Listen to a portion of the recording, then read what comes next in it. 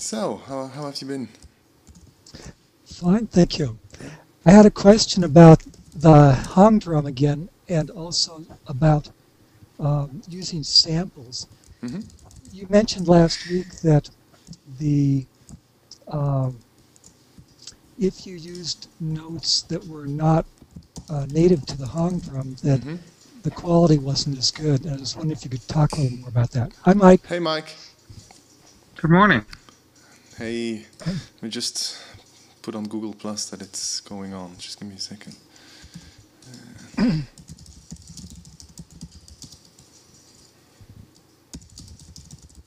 I'm a little... Oh, no, it's working better now. It seemed to be jumpy earlier. Yeah, I haven't been much online today. I've been trying to... Oh, well. I die, I die.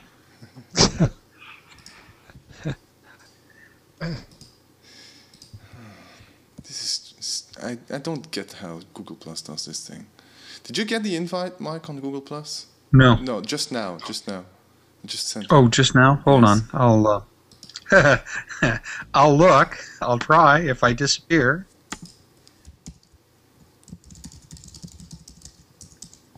Yes. Cool. Yes. So that did work. Hey, Larry. But I agree. I don't get how it works. Oh, good morning, good afternoon, good evening, wherever we are. So Jeff had a question already about sampled instruments when they're played with different notes than the ones that are originally present on the instrument, typically the hang drum.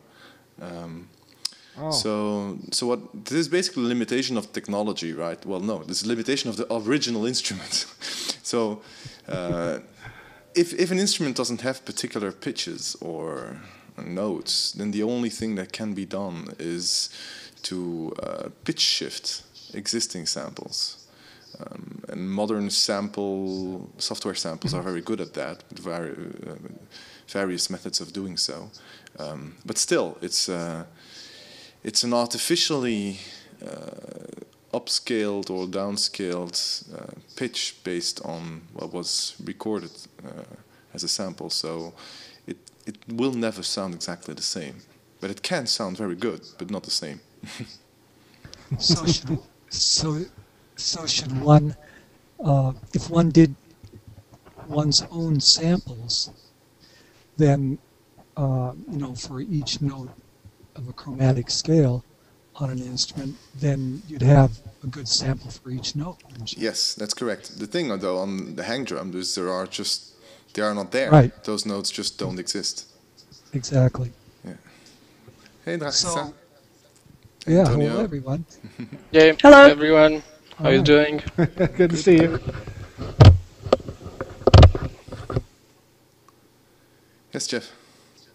Oh, so what's the point of fooling around with the plug-in instruments when it sounds like that one could get a better result if you just went out there and tried to find high-quality .wave files of the sounds or the notes on a musical instrument that you wanted? Well, those are basically you can buy software instruments which are sample-based instruments that give you the samples freely available for you to build other stuff with if you want. But it's basically an extremely tedious and long-winded process, because the way they typically build this is it's not just for one note, it's also the different velocities. So they record it differently if you tap it softer and then harder, and then it's all different samples. And then they typically also record round-robin samples, which is that if you tap the same velocity multiple times, one after another, you don't get the same sound all the time.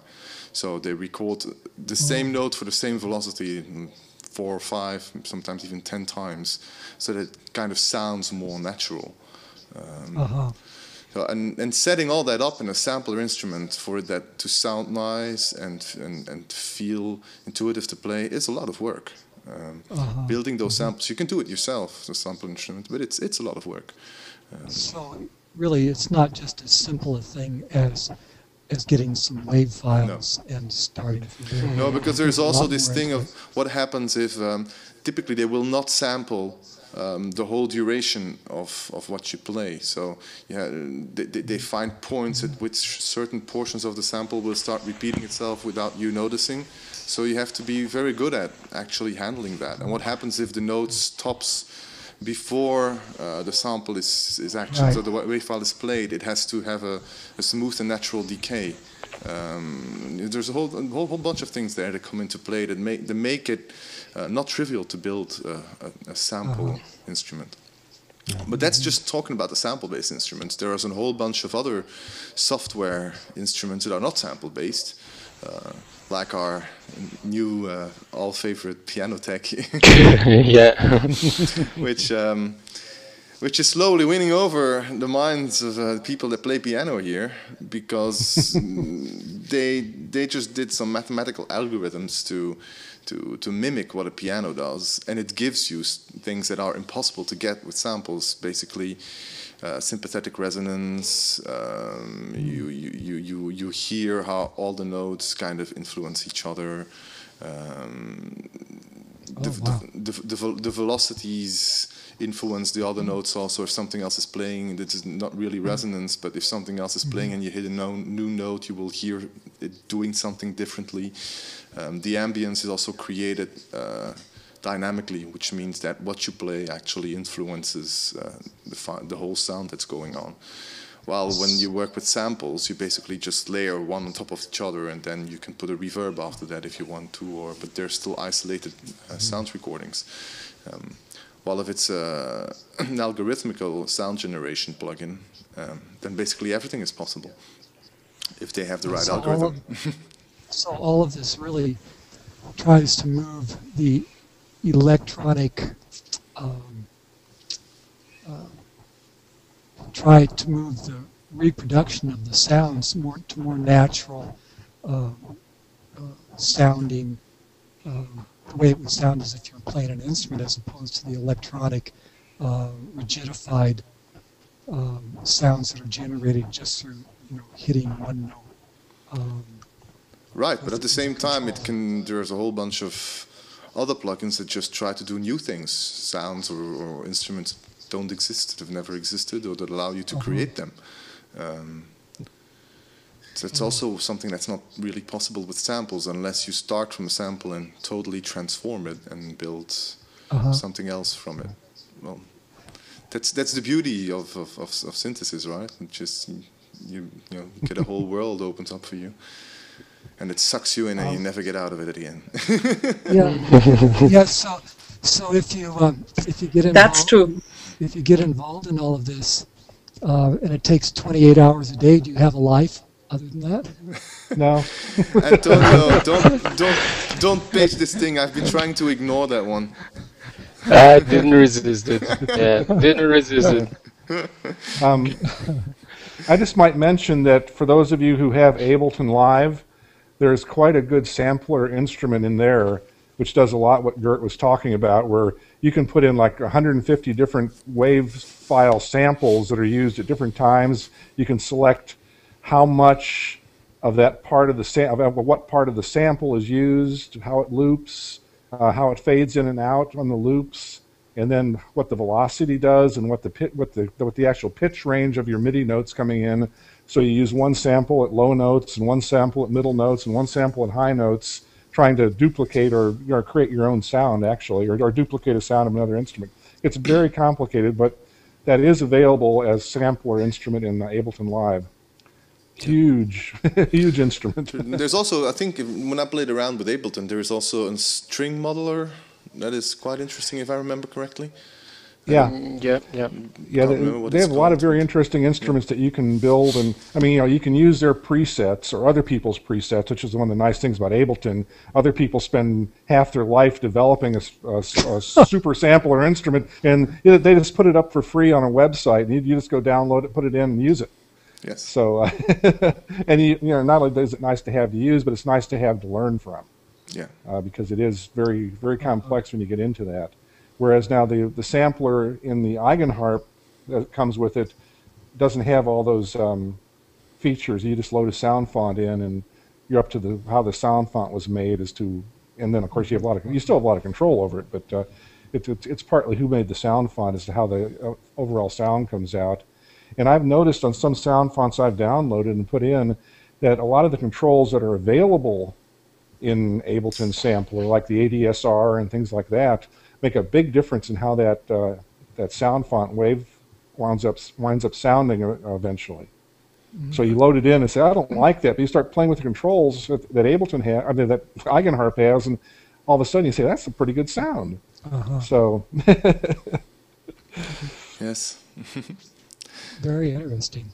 So yeah, creating and finding your sounds, I think, is probably a big part of this electronic instrument approach.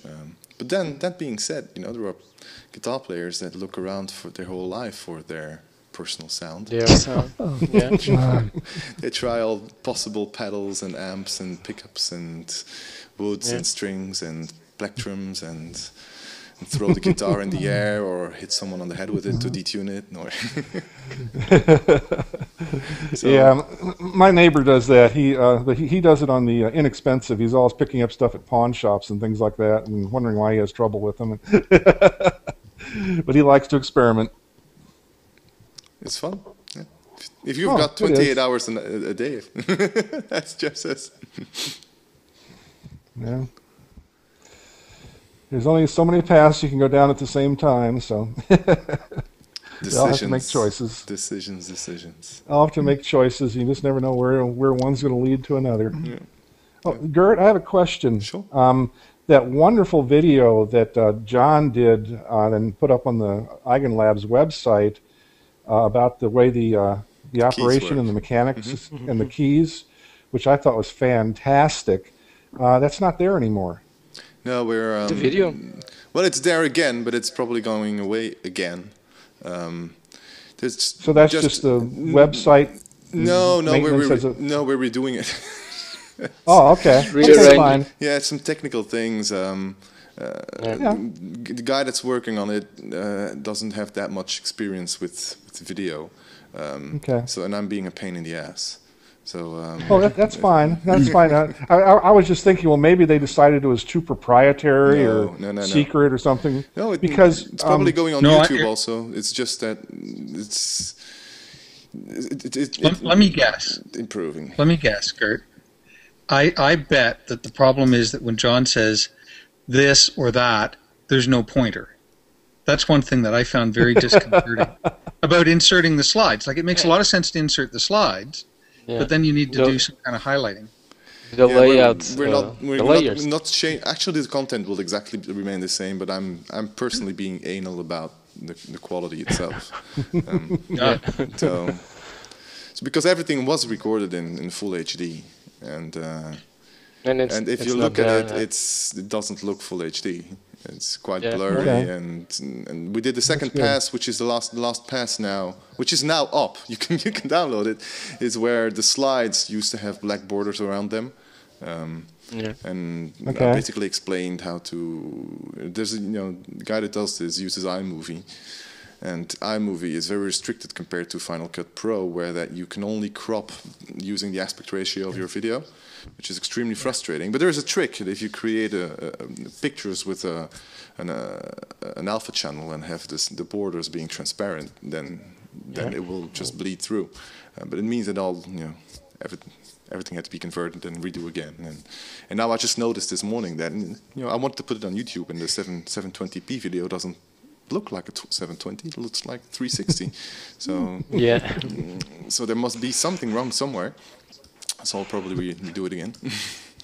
Well, that's good, because I gave that link to a couple people who have some interest in controllers and electronic instruments and so forth, and I thought that was one of the best explanations and one of the best indications of what the Eigenharp is doing, which is awful hard to explain to somebody, especially since you didn't know all the details before. Anyhow, I fully agree. I personally think this video is awesome, but I want actually to put it on YouTube and you know, So get that's it being great, shared from there.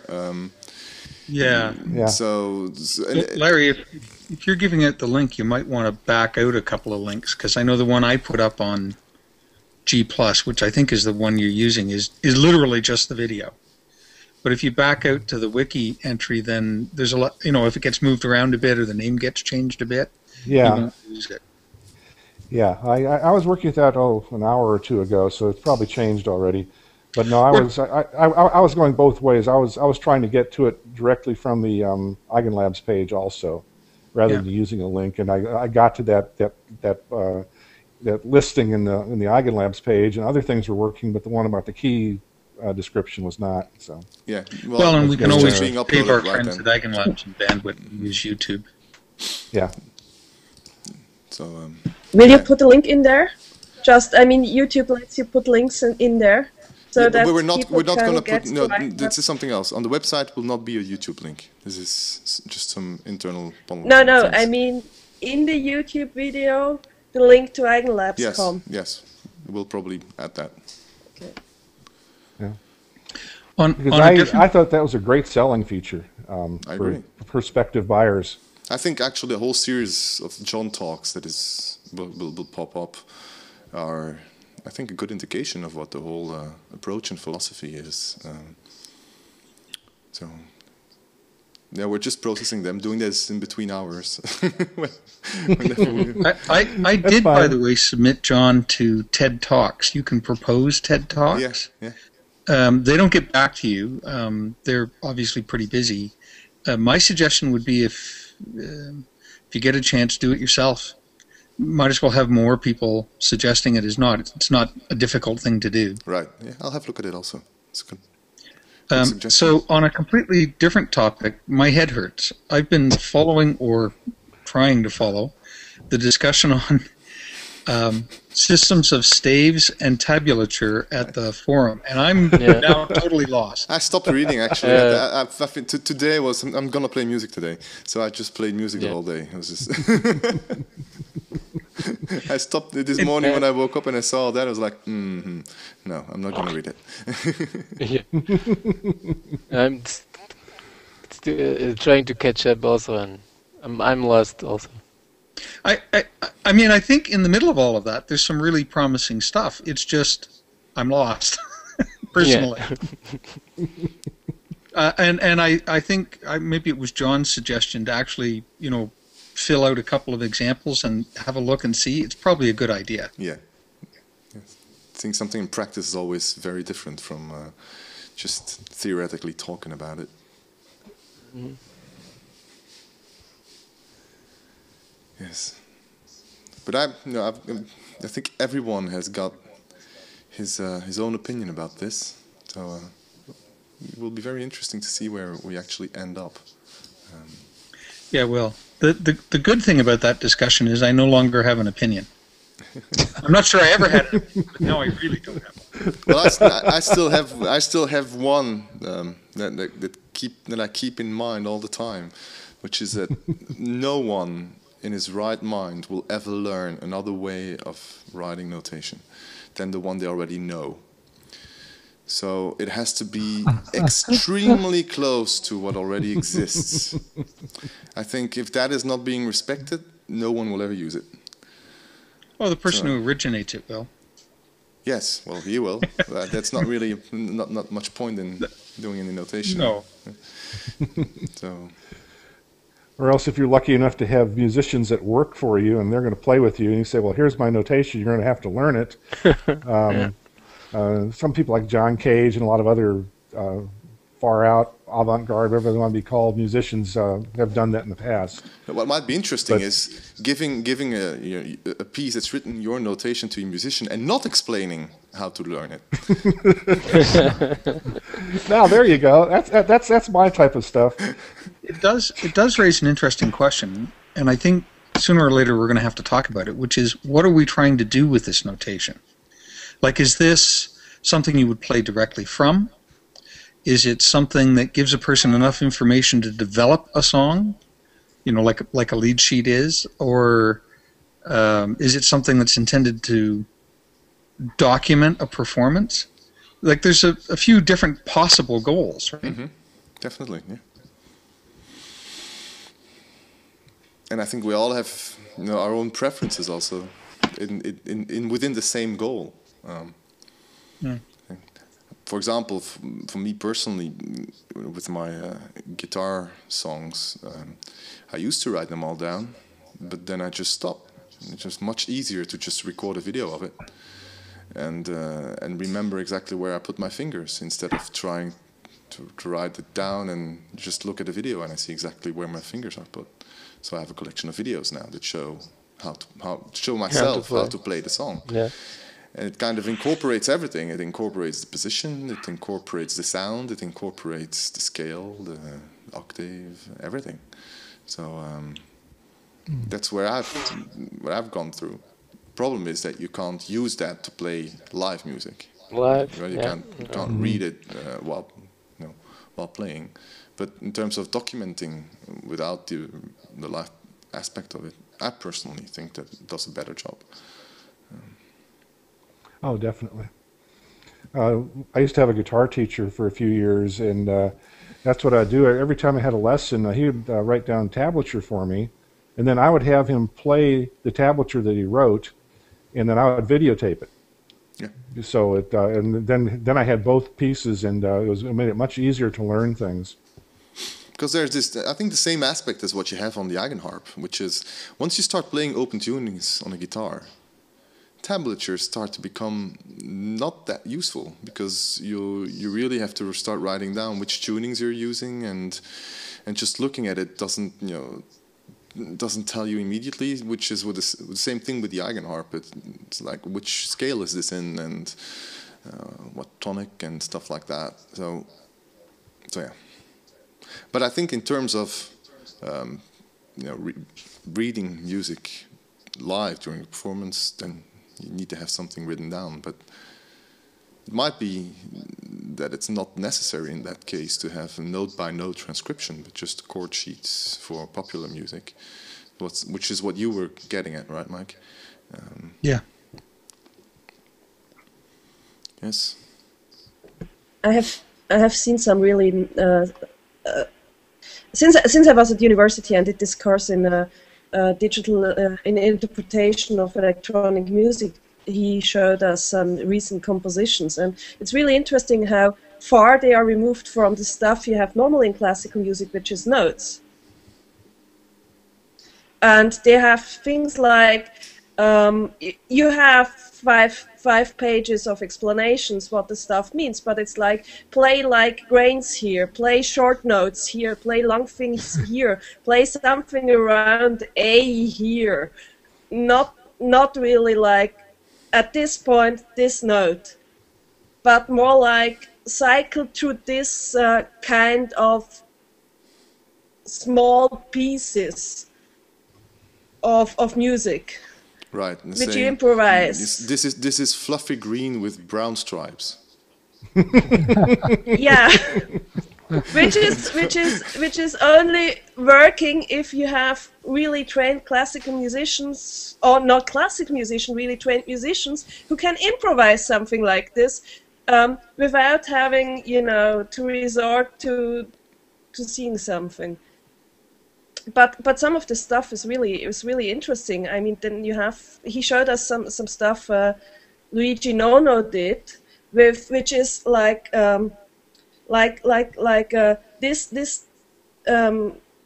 this size of notes just for one instrument, where he tries it's for a violin, where he tries to indicate how the structure should look like of this part. And it's not going to work, it's not on one note. He wants to have more than one note. He wants to actually have an area of notes, more or less. And he has to try to fit something like this into one, classical notation. Doesn't work. Well, even with classical music, I mean, most of the time you'll see a very well-trained orchestra with their very old classical music notation and been used for hundreds of years maybe, but for the really performance the way the conductor at the time wants it, he has to spend a lot of time going through details which really don't show up on the standard notation, explaining how he wants it, explaining how he wants them to play at, the volume levels they want to play at, and they spend a lot of time, a lot of times, doing that just before a performance. It is the way the conductor wants to hear it. Yes, but I think you can't write And everything probably down. I don't think that's ever going to be possible. No. Probably Well, for the I Eigenharp think you can also probably you can probably do it by just writing a novel, but it's probably Yeah. not practical. But given that, the question is, what's useful? I agree. So, guitar players at some stage, for example, find fingering diagrams, chord diagrams, useful. That might be something that would be good for an Eigenharp player. And I actually think that's what John Nolan's keyboard diagrams try to be. The ones that come along with the EigenTap, although I'm not sure how to use them and spend any time really looking at them. I think it's got those diagrams, if I remember it correctly, they're more like indications of probability, because you've got possible ways of playing a particular fingering, and then based on the colors that are being used, it's using those particular keys make it more or less difficult to play the particular melody or chord. I think. Yeah, that was my understanding, and that's why I didn't pay a lot of attention. I really just took the tab and figured it out, right? Yeah. So yes, well, I think that we all just have to continue and try stuff out. And I think what John says there is very, very, very totally correct. Is without trying it out, we'll not know what works in which particular situation. We will probably with the Eigenharp also have to, with notation, to ship the bel canto stuff and user scales and stuff like this will be part of the notation. Like giving the musician a bel canto script which puts him into the right scale, which puts him under the right bass so that he can understand what he's playing. That's probably going to be part of the notation, the setup. Maybe. Makes sense.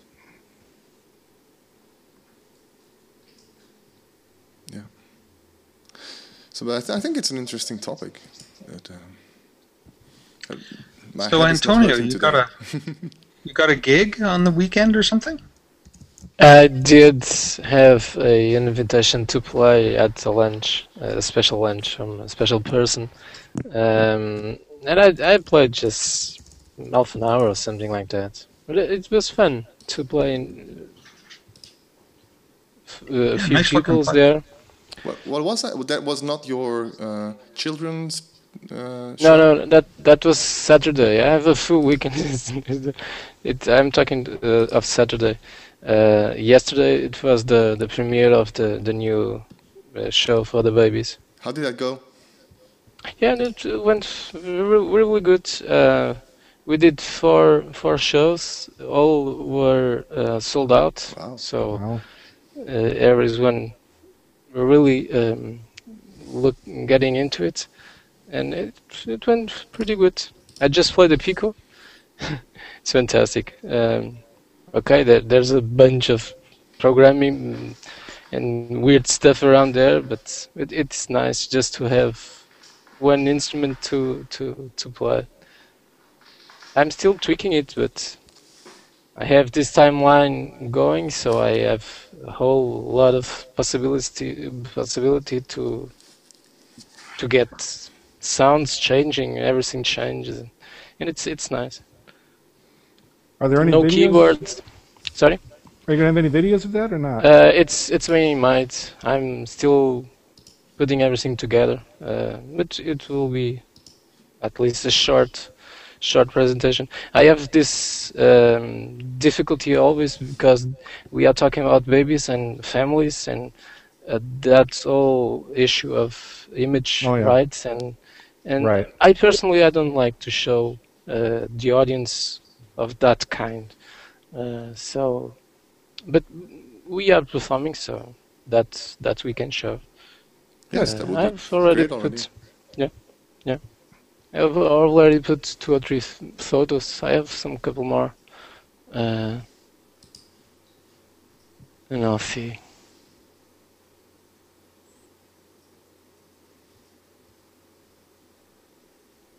It was fun, yeah. Makes me wonder. I could play a tau very easily, and I have a lot of more keys to have. Who knows? Who knows? And it's funny. The Pico just stood there on that sort of fence, but I'm using it on the hands. But it was really fun. Yeah, I'm looking forward to seeing some excerpts from it. Yeah. I'm playing a night owl. I have this huge glasses. I'm sort of disguised, and it's fun. No one gets scared, so that's a good sign. Either by the music or either by the character there. I'm like always to be on the backstage, but I like to play live, so it's the two worlds going together. It's fun. Yeah, we'll have to come watch some of your shows. Who knows? I don't go out there in Europe with the show. We have plans. The last year we got to go to Açores and to Macau. It was very far away, and I'm planning on. You don't talk during the show, right? It's movement and sounds. No, it's just it's just music. So it's universal. Yeah, absolutely. Even Macau talks Portuguese, but it's a Chinese country, but we don't speak any words, or it's just music and movement. So it's very possible, yeah. Yeah, the dancing on the walls at the castle was amazing. I just thought that would have been very impressive in person. Yeah. I didn't play it live there. It was a big thing because we are a small team, and I tend to be, since the construction of the set till the end, I don't know, it's a bit crazy sometimes, but and I have to sometimes say no to myself, and no, there you are not going to play because it's mad and it's insane. But I'm planning on doing sort of a small piece with that air dancing or something like that, and perform at the same time. That's one of the ideas, and I think it's going to happen. I have strong indication that it will happen. Cool. So I'll be playing the alpha. I'll be playing the alpha while they are climbing down and dance. It's going to happen, I'm sure. Next step is you playing the alpha while you're walking vertically on the wall. That will be crazy, absolutely crazy. But yeah, it's doable. That video that everyone saw, they just they got some classes and some training, but we put that together around a month or 2 months, I think. It's just 10 minutes, so, and I'm crazy enough to be hanging. I have to be able to play, but I'm crazy enough to be hanged like that. Yeah. Well, there was the festival that I was at in the summer. There was actually an act, which is a guy that was playing the piano in the air, vertically. Yeah. Hanging. Yes. And, it was actually very beautiful because he had people climbing around it and on top of it and working with lights and he disappearing and coming back and things like that. It was quite nice. Impressive. Just the fact that something is like 20 meters high. It makes it impressive. You can just play a chord and it's impressive. Just by that. Yeah. Talk about performance anxiety, though. Whoa.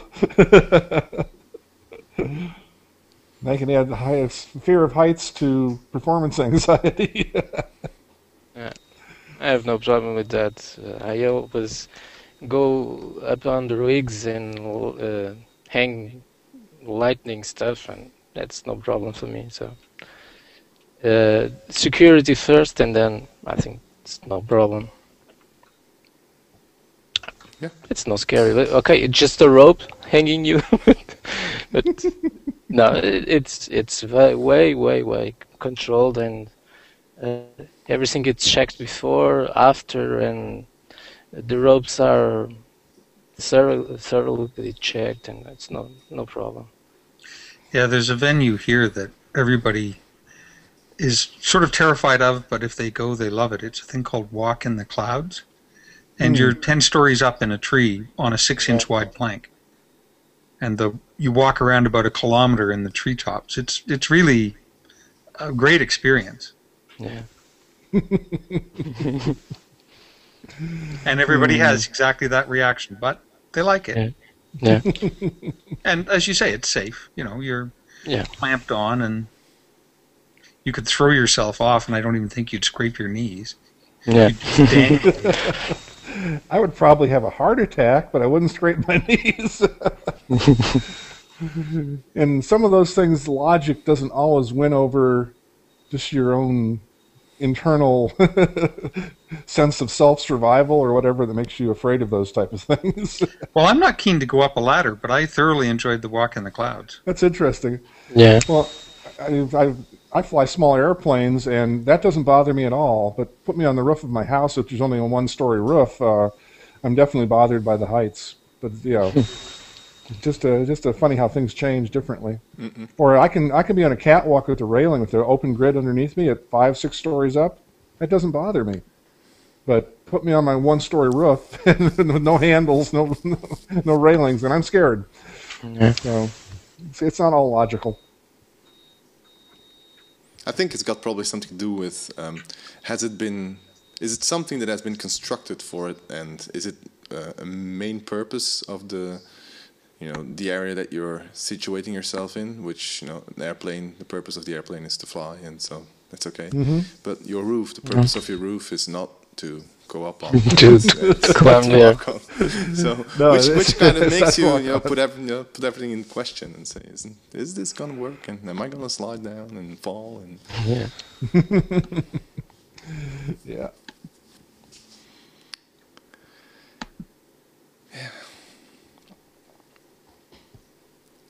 so I'm trying to slowly move the Eigenharp into my band, which is difficult. It's I find that the thing about the guitar is, my way of playing guitar, it's extremely percussive and rhythmical, and getting something like that on the Eigenharp with the available sounds that I have it's very difficult, because it's not something that has to be all the time percussive, not something that has to be all the time aggressive, not something that has to be all the time sustained, but it has to happen at the right times. And being able to switch between those different accents and getting that out at the right time I can't find it. So I'm starting to think how to approach it differently. Yeah.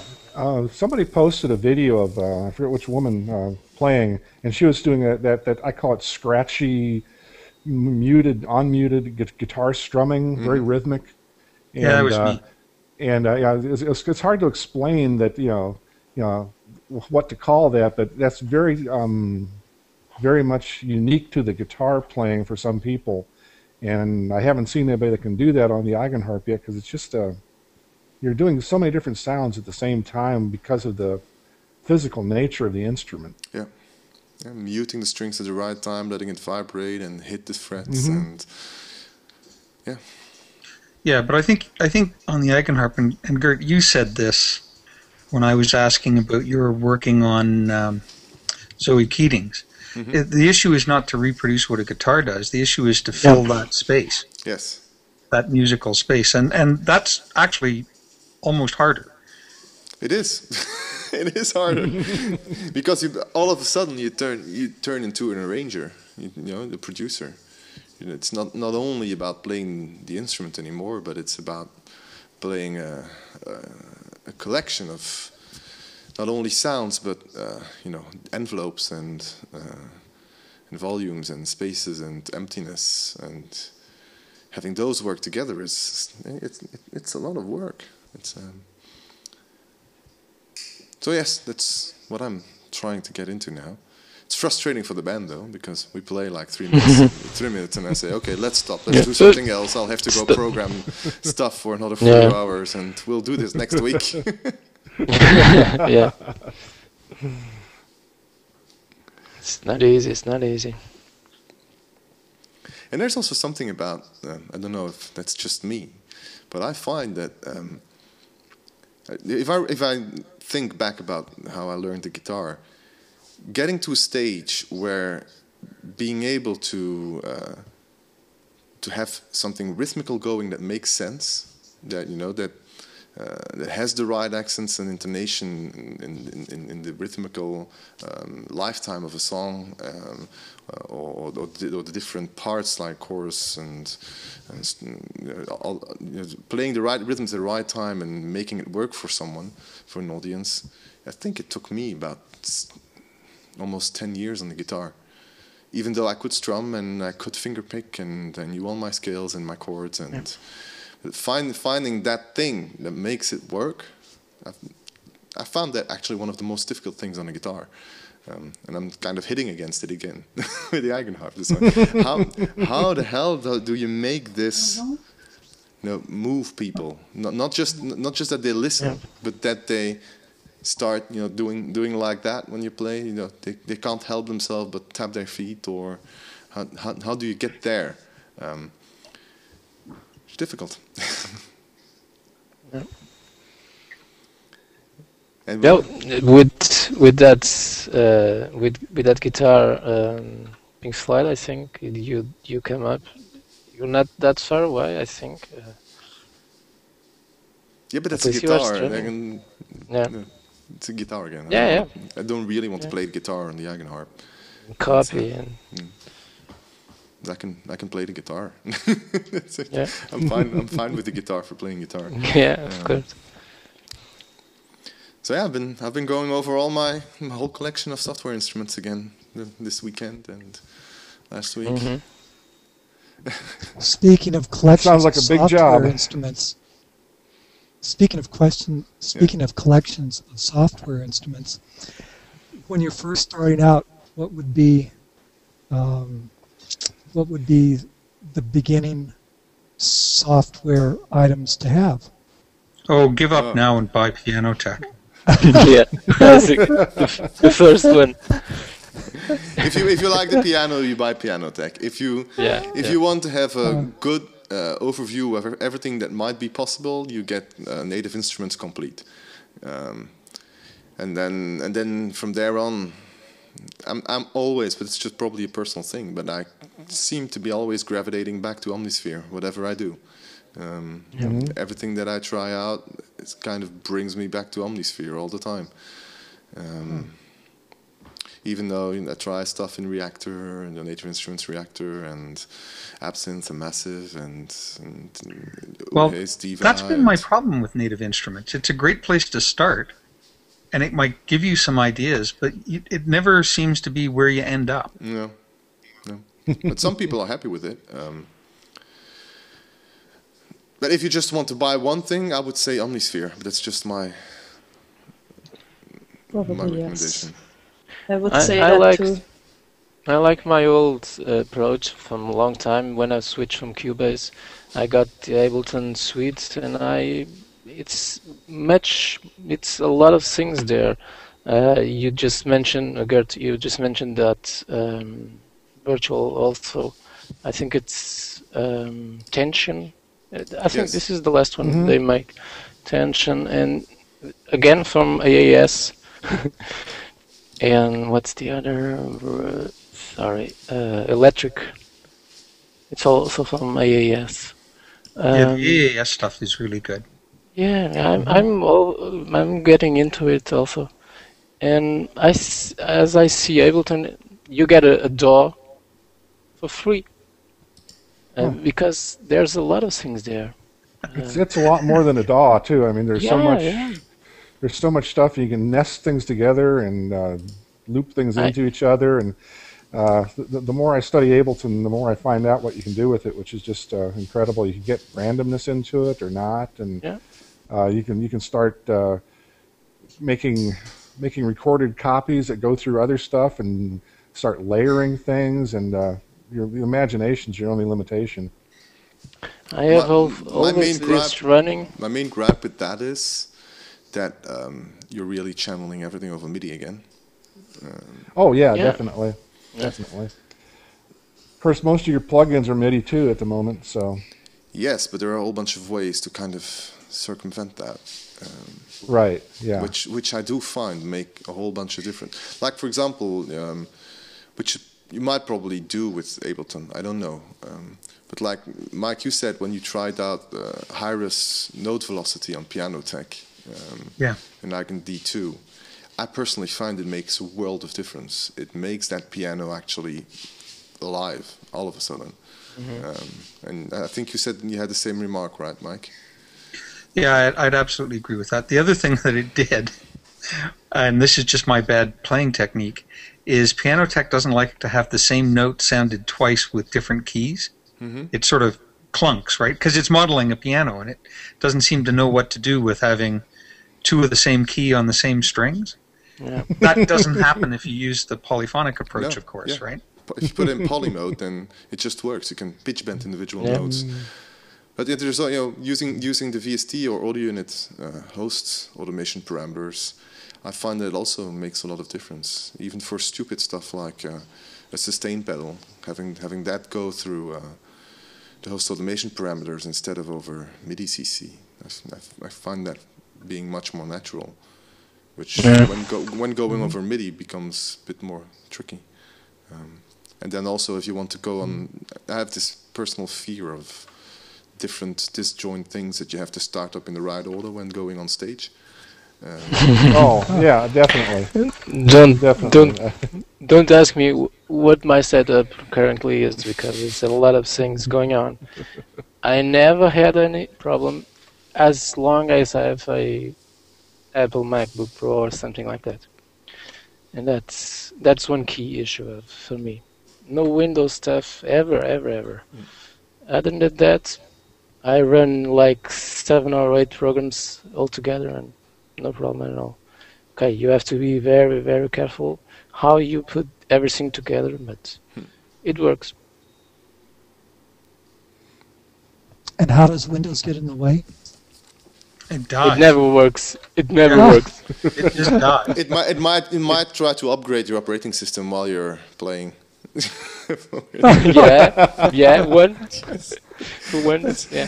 I've been using Windows again, very stupid, to play video games in the last month. I'm just playing video games, and I think I've been kicked out of the game 10 times already, just because Windows wanted to upgrade. What? Yeah, I had that problem too.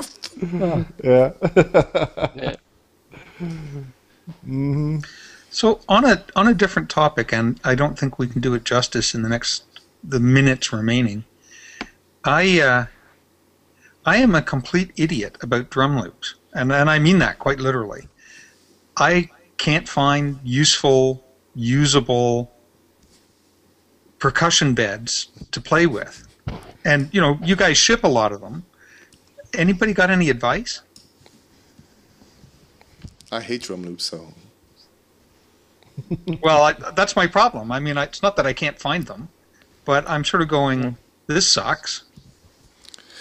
I did have, at one point, a lot of fun playing around with Stylus RMX from Spectrasonics, which is their Groove module software plugin.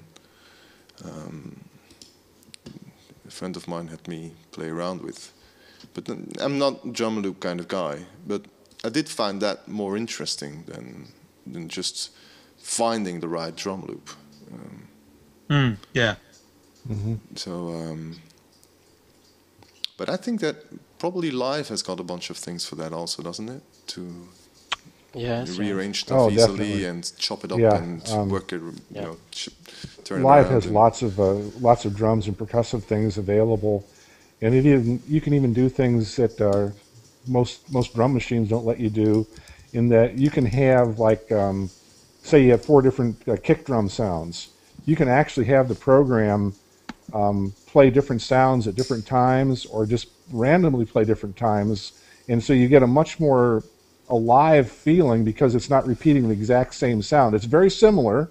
It doesn't distract, but it just gives it a more of a real drummer feeling, because the drummer doesn't always hit the drum exactly the same way and get exactly the same sound out of it. Yeah. So the fact that this has randomness to the drum sounds that you're using, and of course you can program those so they fit together the way you like it, and so that's one thing that makes their percussive areas much more interesting to me.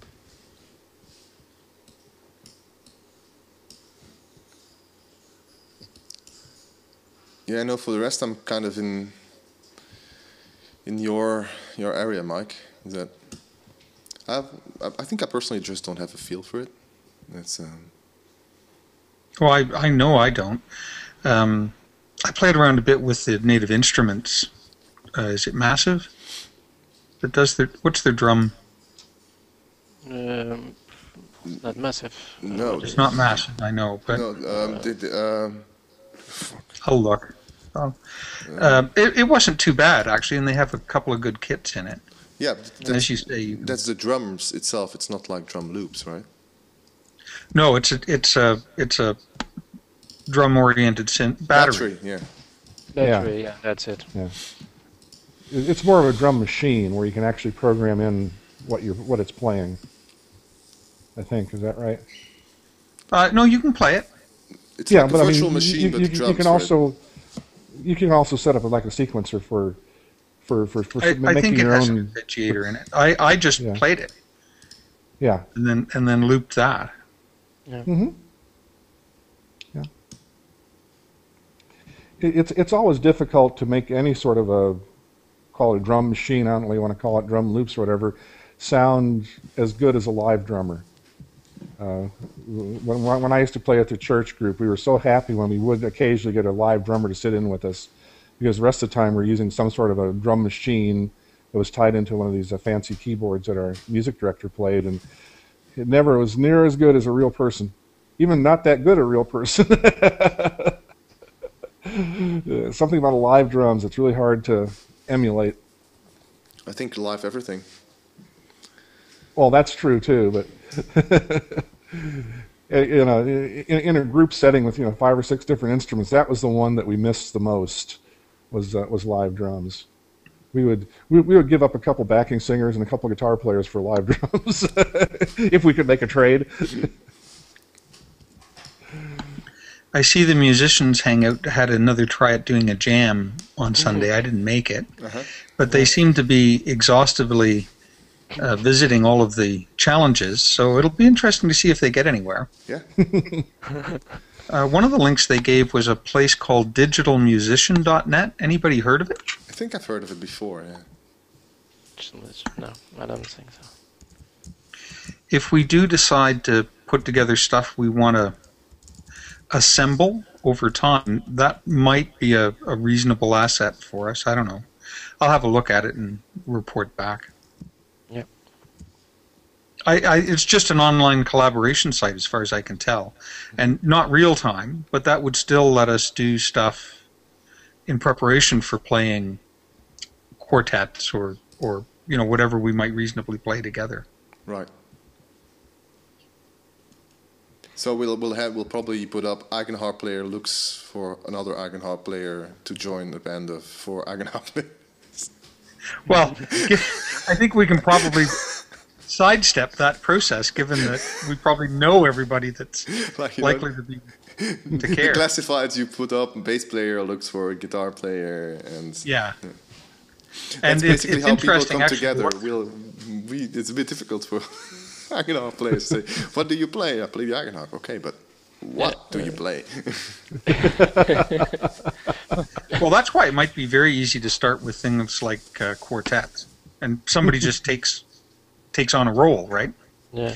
And that forces them to do exactly what you were saying was challenging, Gert, which is how do you fill that void in a musical genre with an Eigenharp?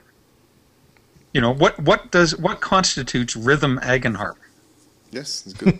Yeah. Well, I haven't found the answer to that yet, so it'll probably take a few years. I haven't heard anybody find the answer to that. No.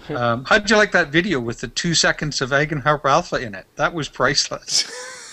Oh my, that's don't ask. Well, they were very proud that that woman learned how to play Alpha just for that video. Yeah. Play what? Touch? I guess. Touch? Someone explained the difference between touching and playing, but okay. Well, it makes a good prop. If you saw it, if you accidentally blinked at the same time, then. Oh, it took me 3 times to get it to, so I could send the link. It was gone, and then when I went back, it would go back too far, right? Yeah. I think they just put it in because they had one on loan from us, and they had some kind of, I don't know the details, but they probably had some kind of obligation to put it in there. But this is my personal thing. I personally suspect that she never really learned to play it, but then she kind of had this obligation to put it in there. Sure. So. Well, and it makes a perfectly acceptable prop. I mean. Yeah. Especially if you program it so that the lights blink. People love that. Me too. I still think that one of the next agents is when I have some time, but I'm going to take a little bit of time off, I think, just to play music. But it's that HTTP to light agent, where you can just through web connection send lights to the Eigenharp and make them blink. Do whatever you want with it. Display text on it if you want to. Just basically have a kind of virtual bitmap that you send stuff to over HTTP port. Well, given the musical competence of Tenorions and the fact that they still seem to sell them, you know, there seems to be room for blinking lights. People love blinking lights, as Dragitsa says. Mm-hmm. Yeah. They love it. There's always room for blinking lights. It's a universal, yes. So now we just have to talk John into making a custom Eigenharp with RGB LEDs, like the prototype one. I think he answered about that. It's very expensive. I think there was no room anymore for it also. Yeah. There's no room. Yeah. Even if you don't play the Eigenharp, you can just set it on its stand next to you or someplace on the stage, and you'll have the lights displaying, and you can have advertising on it. It's a perfectly good decoration for your house. Yeah. Oh. I think. Well, it was basically, Christmas. yeah, it was, with the red and green lights. It was my only Christmas tree in the house. So. Yeah. Okay, well, I gotta go. It's that time. I was just So- Dragitsa, you use Omnisphere also, right? Sorry, yes. Have you ever had I do. problems with saving out your patches? Yeah. Because it's the second time that this happens to I me. had. Is that it refuses to save a patch, and it says that it needs some kind of user directory, and okay, it is in a user directory, but then when I save it, there's nothing there, and it doesn't save it as audio unit state either, and you know, I just blew away 3 hours of synth fiddling because it didn't save the patch. Oops. Can you? It doesn't. You looked in Finder. It doesn't save it out. Yeah. Yeah, I had this problem too. I used it and I saved it, and yeah, I couldn't find it anymore. I have never solved that problem. Okay, so I'm not alone. No, that's comforting at least. Sure. And never try to use these setups if you have Omnisphere from live, because the ones Eigenharp saves are not visible in live. Really? So I mean, you start. Yeah. Yeah, I have Okay. this. I have written a bug report. I have the setups I made with the Eigenharp and EigenD, Omnisphere, and then I saved it in Omnisphere. And then I tried to open the same setups because I wanted to see which instrument it was in live, and I couldn't find them.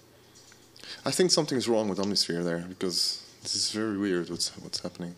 I've had it before, I remember, but kind It of is weird. It's like a year and a half ago when I did some synth patches for the guitar. I think I lost them once also, which was just using Bajo. I have now this extensive. I save everything because sometimes Omnisphere screws up the saves. I'm sure that sometimes it doesn't save the right thing. Yeah, I have this impression also. Okay, well, I'll be extra It cautious works now. in Ableton Live though, as far as saving your live set and all the settings in Omnisphere. If you save it in live, EigenD has no problems. Live has no problems either. But if you save it in EigenD, it may be that you can't see it in live. Okay. Okay, guys. Well, see you next week. Yes. Yeah. Bye. Okay, All right. bye. And let's Bye-bye. continue Thank you hurting very our much. heads on the notation.